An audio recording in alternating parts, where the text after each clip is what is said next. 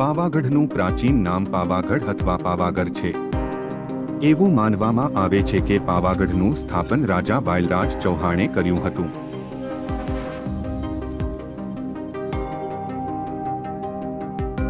હિન્દુ માન્યતા અનુસાર આ સ્થળ કાલીદેવીના મંદિર માટે પ્રખ્યાત છે, જેનું સ્થાપન 10મી-11મી સદીમાં થયું હતું।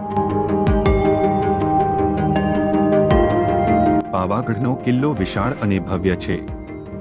કિલ્લાની સ્થાપના મલવાના રાજા મહમૂદ બેગડાએ 14મી સદીમાં કરી હતી।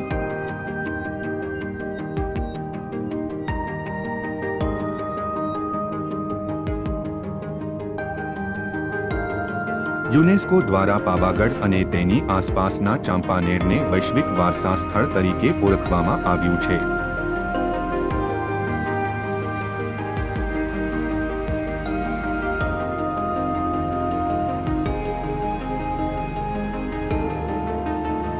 આ વિસ્તારમાં મધ્યયુગીન હિન્દુ અને મુસ્લિમ સ્થાપત્ય કળાના ઉમદા નમૂનાઓ જોવા મળે છે।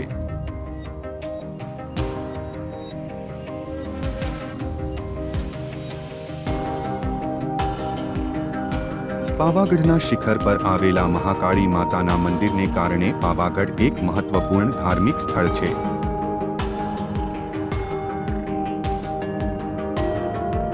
નવરાત્રી દરમિયાન હજારો શ્રદ્ધાળુઓ અહીં દર્શન કરવા આવે છે।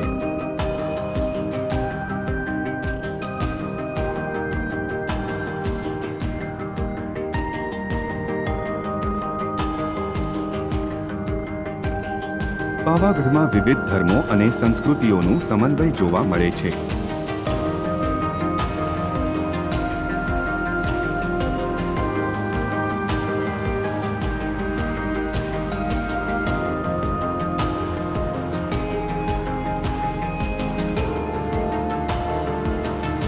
હિન્દુ, મુસ્લિમ અને જૈન ધર્મોનો સામૂહિક વારસો આ સ્થળને અનોખું બનાવે છે।